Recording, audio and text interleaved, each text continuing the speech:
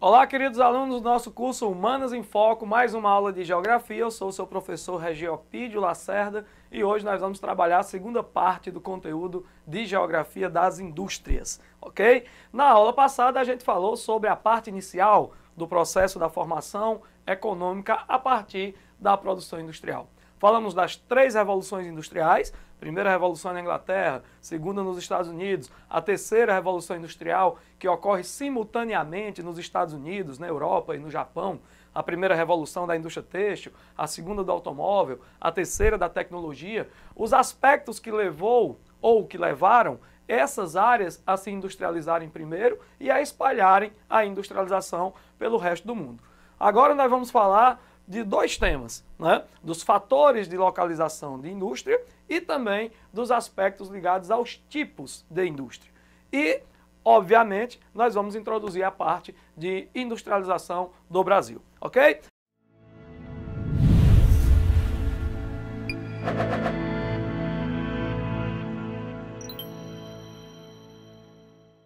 Então siga um raciocínio bem simples, né? A indústria pode ser classificada de várias maneiras. A mais clássica das classificações vai ser aquela que divide a indústria em indústria de base, em indústria de bens de consumo e em indústrias de transformação, ou indústrias de bens intermediários. A indústria de base, como o próprio nome já propõe, é aquela indústria que vai produzir a base de matéria-prima para outras indústrias. É o caso da indústria têxtil, é o caso da indústria da mineração, que na verdade é uma indústria extrativa, que vai extrair a matéria-prima para a indústria. É o caso da siderurgia, que talvez seja o tipo mais famoso desse tipo de indústria.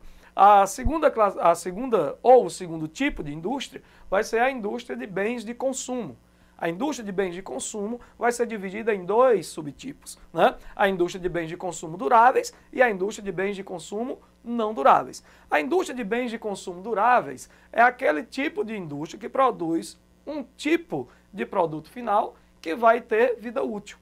É o caso, por exemplo, da indústria de móveis, de automóveis, né? De bens de consumo de uma maneira geral, em que ao consumi-lo, você não vai levar esse produto à imediata exaustão ou exaurimento, né?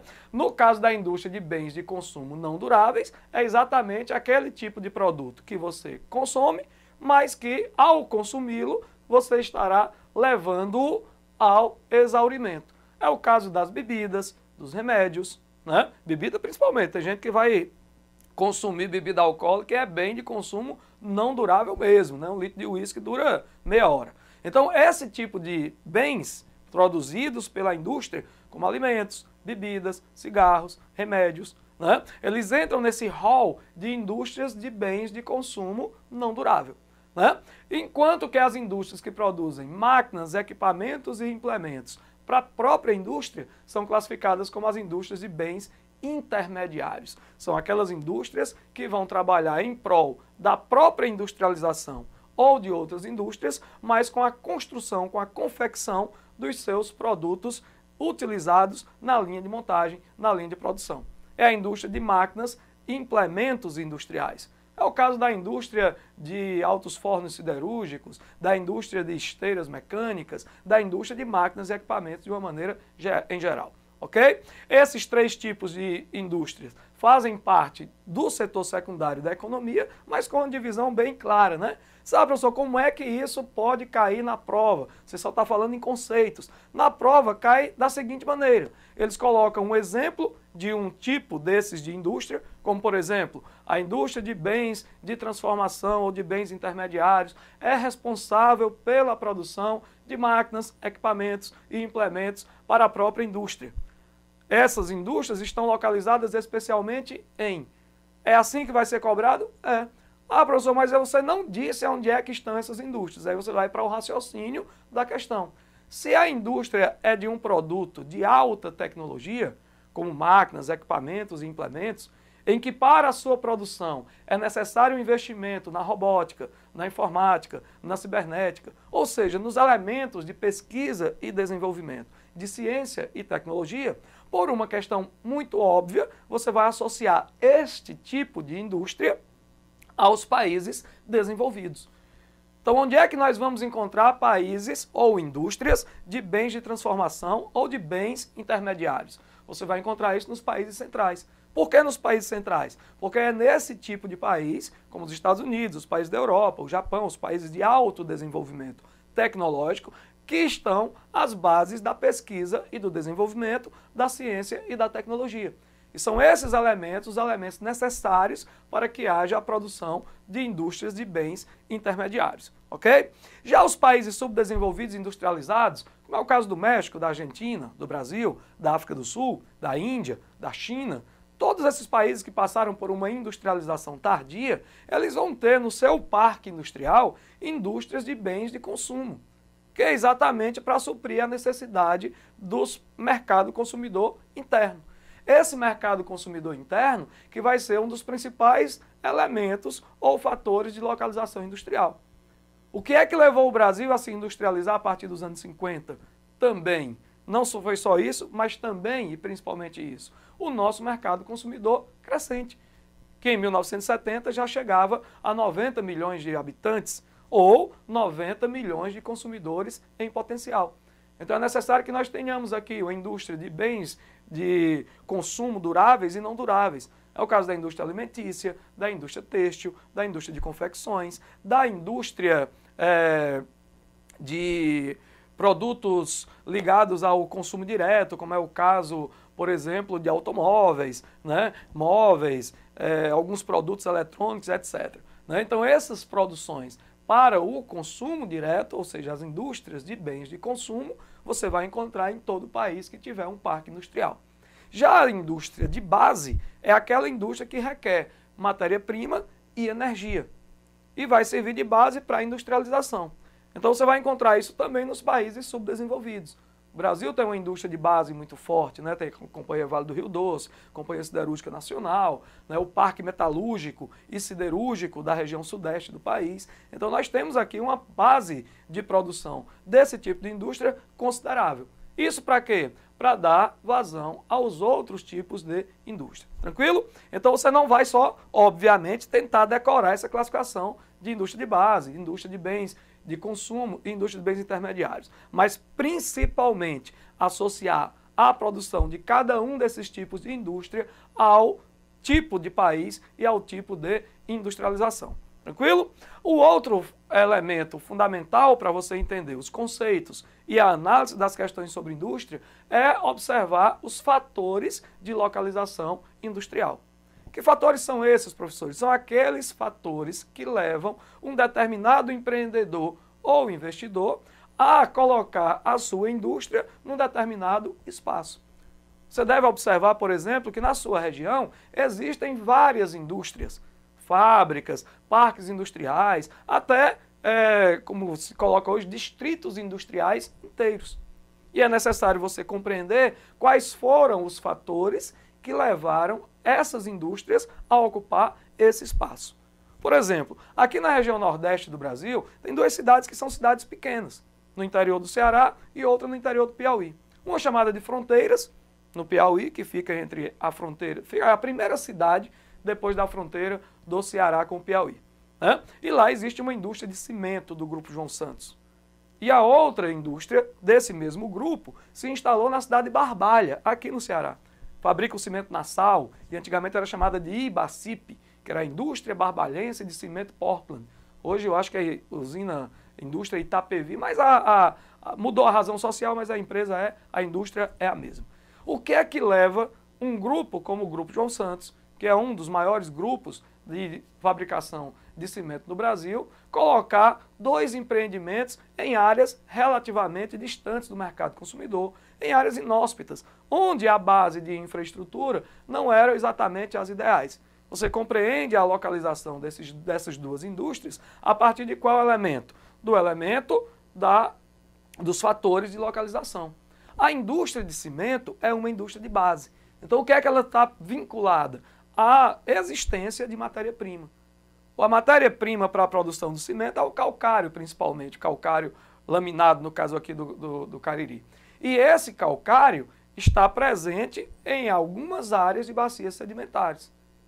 É muito mais tranquilo, é muito mais lucrativo, é muito mais satisfatório para a indústria, para o empreendedor, transportar o produto final do que transportar a matéria-prima. Então, ele vai colocar as fábricas onde existe a matéria-prima. Então, você lembrando desses dois exemplos, você vai chegar à conclusão de que, para a indústria de base, o fator de localização principal vai ser a existência de oferta de dois elementos, da matéria-prima ou da fonte de energia. É por isso que você vai encontrar as indústrias de alumínio na região lá do Pará, próximo ao Vale do Trombetas, porque é lá que está a produção da matéria-prima. Você vai encontrar a Companhia Siderúrgica Nacional estrategicamente colocada entre a base da produção de matéria-prima, que era o minério de ferro do quadrilátero ferrífero de Minas Gerais, e o Parque da Indústria Metalúrgica de São Paulo. A localização da CSN em Volta Redonda está atrelado a esses dois fatores, ok? Então, os primeiros fatores de localização industrial que você vai lembrar vai ser matéria-prima e fonte de energia. Esses dois elementos vão condicionar principalmente a localização da indústria de base.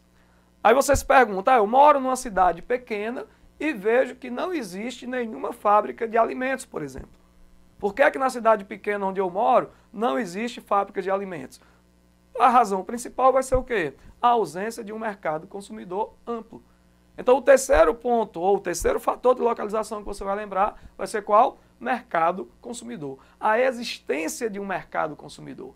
A existência desse mercado consumidor vai condicionar principalmente as indústrias de bens de consumo. A indústria alimentícia, a indústria de confecções, a indústria de móveis, a indústria de automóveis. Né? Então, esse tipo de indústria vai estar localizada principalmente nas áreas onde o mercado consumidor for amplo. É só você lembrar do caso da industrialização do Nordeste, a partir dos polos de desenvolvimento da Sudene. Salvador, Recife e Fortaleza foram os três principais alvos da ação desenvolvimentista desencadeada pelo Estado, que resultou na industrialização dessas três metrópoles. Quais eram os fatores que estavam sendo observados? Um deles, talvez o principal, a presença de um mercado consumidor forte e em expansão, que foi encontrado em Recife, em Salvador e em Fortaleza, e não foi encontrado, por exemplo, em João Pessoa, Natal, Aracaju e Maceió, que embora sejam cidades relativamente grandes, não tinha esse mercado consumidor tão extenso. Né? Quer dizer então que quem não mora nessas grandes cidades não vai ser contemplado pela produção da indústria? Pelo contrário, essa indústria vai ser colocada na área onde o mercado consumidor for maior. E o seu produto vai ser facilmente distribuído para os mercados consumidores que estão na sua circunvizinhança, no seu entorno, né? Nas áreas adjacentes. E aí, esses produtos de bens de consumo, eles são muito mais facilmente transportados do que, obviamente, a matéria-prima. Então, primeiro elemento, ou primeiro fator de localização, matéria-prima. Depois, fonte de energia. O terceiro que a gente fala, mercado consumidor. Existem outros? Claro, dependendo da indústria, ela vai se instalar de acordo com a oferta da mão de obra. A mão de obra, que atualmente vem sendo um fator secundário na indústria, já foi o fator principal. Sabe, professor, por que é que você está dizendo que a mão de obra agora é um fator secundário? Porque as máquinas, equipamentos e implementos acabaram substituindo a mão de obra humana por essa mão de obra mecânica. Então, o fator mão de obra não é o mais importante. Agora, como tudo é relativo, vai depender de quê? Do tipo de indústria. Se você está trabalhando com indústria de confecções, por exemplo, que é uma indústria que tem a mão de obra intensiva, um dos fatores de localização desse tipo de indústria vai ser exatamente a oferta de uma ampla, de uma vasta mão de obra. Quanto maior for a oferta da mão de obra, por uma questão óbvia, menor vai ser o quê? A valorização dessa mão de obra. Algumas outras indústrias que são mais especiais, como essas, que trabalham com pesquisa e desenvolvimento, ciência e tecnologia, ainda tem uma exigência a mais em relação à mão de obra, que seria aquela mão de obra qualificada. Existem indústrias que se instalam em áreas próximas aos centros universitários por conta da atração que a mão de obra altamente qualificada exerce sobre determinado tipo de produção. Ah, quer dizer que é aí que vão surgir os tecnopolos? Exatamente. O Vale do Silício nos Estados Unidos, a região de Tóquio lá no Japão, as áreas no entorno dos centros universitários de Paris, na França. Essas áreas que são conhecidas como tecnopolos atraem indústrias de alta tecnologia por conta de quê? Da mão de obra. Mas é por causa da abundância da mão de obra desqualificada? Não, pelo contrário. É por conta da oferta de uma mão de obra extremamente qualificada. Tranquilo? Então, quarto fator de localização, a existência de mão de obra. Para as indústrias de mão de obra intensiva, como a indústria de confecções, indústria de bens de consumo simples, a mão de obra desqualificada é o que atrai, porque ela vai ser mais barata. Né? A desorganização dos sindicatos, onde tem mais mão de obra em oferta do que o emprego. Né? E para as indústrias de bens de tecnologia, a atração vai ser exercida pela existência de uma mão de obra altamente qualificada, e é daí que vão surgir os chamados tecnopolos. Um outro fator de localização industrial, que também deve ser levado em consideração, está relacionado à questão ambiental. A legislação ambiental, muitas indústrias que se espalharam pelo mundo a partir dos anos 70, buscavam exatamente aqueles países onde a legislação ambiental era menos exigente. Uma legislação ambiental muito mais, digamos assim, muito mais aberta, uma legislação ambiental muito mais frouxa, que acabou levando à atração daquelas indústrias altamente poluidoras. Indústria de cimento, por exemplo, ou indústria que utilizava uma grande quantidade de matéria-prima, como a indústria de base de uma maneira geral. Né? Onde a legislação ambiental era mais frouxa, você teve uma maior atração de indústrias. Isso aconteceu no Brasil? Aconteceu até certo ponto. Né? Depois de 1972, principalmente, depois da primeira conferência da ONU sobre o meio ambiente, acabou que o Brasil adotou uma legislação ambiental um pouco mais rígida. Mas você sabe que legislação no Brasil não é sinônimo de eficácia. Você tem a legislação, mas não tem a eficácia dessa legislação por questões práticas. Tranquilo? Então, legislação ambiental, outro fator de localização, já seria o quinto. O sexto fator de localização que você pode levar em consideração também vai ser o que hoje acaba determinando a descentralização industrial, a nível mundial e a nível do Brasil. Que fator é esse? A questão fiscal. Muita atenção nas questões sobre industrialização do Brasil e sobre a industrialização de uma maneira geral. O que nós estamos observando hoje é um processo de descentralização industrial, tanto dos países centrais em direção à periferia, haja visto o forte crescimento industrial da China e da Índia na Ásia, mas não só deles, dos outros tigres asiáticos, sem ser Coreia, Malásia, aliás, Coreia, Singapura e Taiwan, mas também dos novos tigres, Malásia, Indonésia, né? Vietnã, novíssimo tigre asiático. Então esses países acabam atraindo uma grande quantidade de indústrias. Agora, qual é o fator que está levando esses países a atraírem esses investimentos industriais? O elemento fundamental vai ser a questão fiscal. Né? O que é que esses países estão oferecendo? Incentivos fiscais. E você sabe, na prática, e sente na pele, que a oneração fiscal vai ser um dos principais elementos encarecedores do produto. O que você compra no Brasil, você paga mais caro do que muitas vezes de um produto similar de um outro país por conta da questão fiscal. Ou seja, por conta da incidência de impostos e tarifas que são colocadas pelo Estado brasileiro, pelo pesado Estado brasileiro, sobre a produção da indústria. Então, se você tem um país ou uma região dentro de um determinado país em que a questão fiscal passa a ser desconsiderada, ou que há incentivo fiscal, mas o que é incentivo fiscal? É você atrair a indústria prometendo e eficazmente colocando uma renúncia dos impostos que deveriam ser cobrados. Tá? No caso da descentralização industrial no planeta, você vai encontrar isso no Brasil, na Argentina, no México, nos 3 países da América Latina, que se industrializaram a partir dos anos 50, né? Na África do Sul, nos tigres asiáticos, nos velhos tigres, que eu acabei de citar, Singapura, Coreia do Sul e Taiwan, e nos Novos Tigres, no caso da Indonésia, da Malásia e da Tailândia. Esses países passaram por um processo de industrialização pautados também na renúncia fiscal. Ou, como se coloca na prova, o termo mais adequado seria esse incentivo fiscal. Mas isso também vai acontecer no interior dos próprios países. Você percebe hoje no Brasil, por exemplo, uma descentralização da indústria. Ou seja, há uma saída da indústria da região sudeste para as regiões menos desenvolvidas do país. Você tem a fábrica de Goiás de automóveis lá no Catalão, acho que da Volkswagen, né? Você vai encontrar a fábrica da Ford na Bahia. Você vai encontrar a Zona Franca de Manaus, na região norte. E todas essas áreas passaram a atrair as indústrias a partir do processo da renúncia ou do incentivo fiscal. É hoje, sem dúvida alguma, o principal fator de localização e de descentralização da indústria. Quem está assistindo esta aula pelo Humanas em Foco no estado do Ceará, na região do Cariri, onde a gente grava as nossas aulas, você vai ter o exemplo da Singer de Juazeiro do Norte, da Grendene da cidade do Crato, né? São das indústrias de Maranguape e Maracanaú, que são indústrias atraídas a partir do incentivo fiscal dado pelo Estado. Você vai encontrar nessas indústrias redução de imposto de circulação de mercadorias e serviços, de imposto sobre serviço, do imposto de renda da pessoa jurídica, né, dos incentivos dos bancos oficiais, como é o caso aqui da região Nordeste, o incentivo do Banco do Nordeste, com empréstimos com juros mais baratos e etc. Ok? Sabe, professor, isso tudo é muito ruim? Bom, depende do ponto de vista. Né? Você vai analisar os incentivos fiscais a partir de duas visões distintas.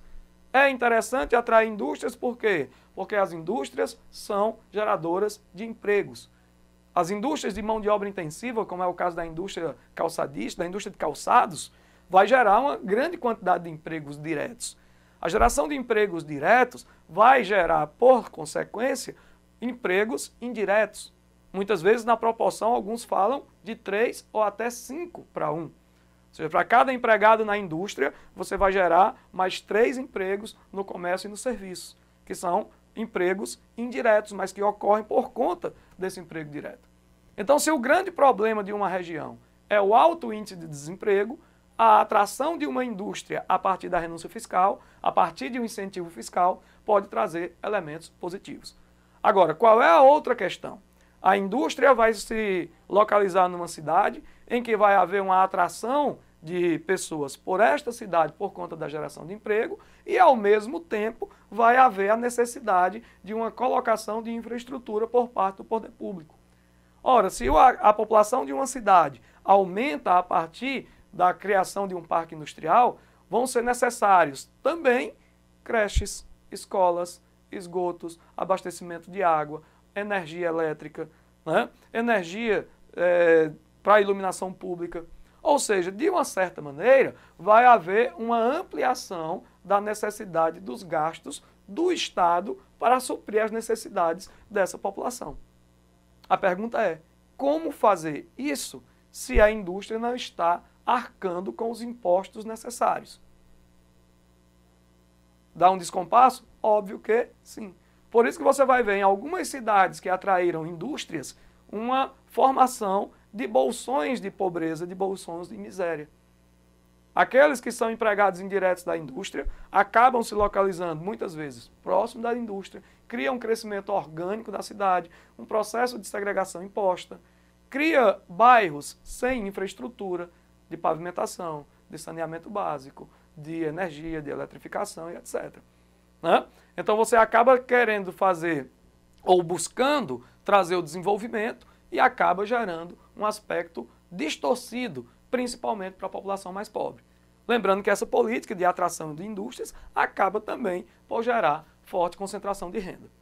Qual seria a solução? Que aí já é uma ideia para uma prova aberta, para uma redação, ou no Enem, ou em outro vestibular. Qual seria uma solução para o desenvolvimento local? Qual seria a solução para a geração de emprego local? Né? Se discute muito hoje, não a atração industrial, que isso aí é coisa lá do século XX. Nós estamos no século XXI, é necessário criar novas alternativas, novas possibilidades. Então você tem que analisar a sua cidade de acordo com as potencialidades locais. É o que o pessoal do desenvolvimento econômico, mais aberto, mais amplo a discussão, vai chamar de encontrar a vocação econômica do lugar. Não é necessário que toda cidade, para que tenha geração de emprego, tenha indústria. Você pode desenvolver através do turismo, através do patrimônio material, da cultura, das festas, né, das tradições, de acordo com a história da cidade, de acordo com o processo de formação econômica, de formação espacial da área. Ah, professor, o que o senhor está dizendo aí é a utilização do conceito de lugar com a possibilidade de desenvolvimento econômico? Exatamente isso. Aquele conceito de lugar que a gente estudou nas primeiras aulas de geografia pode ser utilizado nessa determinação, ou não na determinação, né? Na observação do aspecto ligado à vocação do desenvolvimento da cidade. Ok? Então, recapitulando, nós temos vários fatores de localização. Quais são os principais? Matéria-prima, energia, mão de obra, mercado consumidor, legislação ambiental ou questão ambiental e, por último, as questões fiscais ou os incentivos fiscais, que acabam sendo os mais importantes para o processo de descentralização da indústria hoje. Ok? Sobre industrialização do Brasil, a gente vai dividir a história da industrialização do Brasil em algumas partes, né? A gente pode pegar esse período de 1500 até 1808, esse período vai ser o quê? Sem indústria. Eu vi isso nas aulas de história, muito bem, lá nas aulas baratas você está vendo o processo de formação do Brasil colonial. Existia indústria? Não. Pacto colonial vai fazer o quê? Proibir as manufaturas na colônia e estabelecer um monopólio comercial. Então, entre 1500 e 1808, não há indústria no Brasil de maneira nenhuma. O que é que tem em 1808? A abertura dos portos às nações amigas. Representa na prática a revogação do pacto colonial. Se não tem mais pacto colonial, não há mais proibição das manufaturas na colônia. Ah, quer dizer que o Brasil vai ter indústria no século XIX? Eu não diria indústria, nem industrialização, mas vão surgir aqui as primeiras fábricas, né? Os primeiros elementos fabris, indústrias de casas de fundição, ou fábricas como casas de fundição, para evitar que todo o produto que fosse necessário para atender às necessidades da colônia fossem importados, já que a importação sairia muito mais cara. Você vai lembrar da Fundição Progresso, quem já assistiu aí o DVD do Gabriel Pensador acústico da MTV, gravado lá no Rio de Janeiro, foi gravado numa casa de show chamada de Fundição Progresso, que é uma das primeiras casas de fundição do Brasil. Lembre-se, casa de fundição, cuidado para não confundir. Tá? Que eram aquelas casas onde fazia a fundição do minério de ferro para transformar isso em metal. Tá certo? Depois de 1808 até 1930, aliás, até 1914, vai ser bem melhor, né? Porque em 1914 o que é que vai acontecer? Implosão da Primeira Guerra Mundial na Europa. Vai encarecer as importações. E a partir de 1914 até 30, o Brasil vai passar por um surto de industrialização a partir da substituição dos importados. Em 1930 começa a Era Vargas e a transformação do Brasil urbano-industrial para urbano-industrial, na verdade, né? De agroexportador para urbano-industrial. Então, um grande investimento no setor industrial. Depois de Vargas, o período importante vai ser o de Juscelino Kubitschek. Os 50 anos em 5 de JK e o desenvolvimentismo com, novamente, a substituição de importações. A ditadura militar vai investir na infraestrutura e, a partir dos anos 90, nós vamos ter um período do neoliberalismo, a partir da década perdida de 80 e da instituição das políticas neoliberais do Estado brasileiro. Ok? Então, dividimos a parte da industrialização do Brasil nessas fases distintas e, na próxima aula, nós iremos desenvolver o raciocínio em cima de cada uma dessas fases. Um abraço, muito obrigado pela atenção. Baixe o TD, não esqueça de resolver as questões, pode tirar as dúvidas, mandar recados, sugestões, críticas, né, pelo nosso e-mail, que será prontamente respondido. Um grande abraço, até outra oportunidade.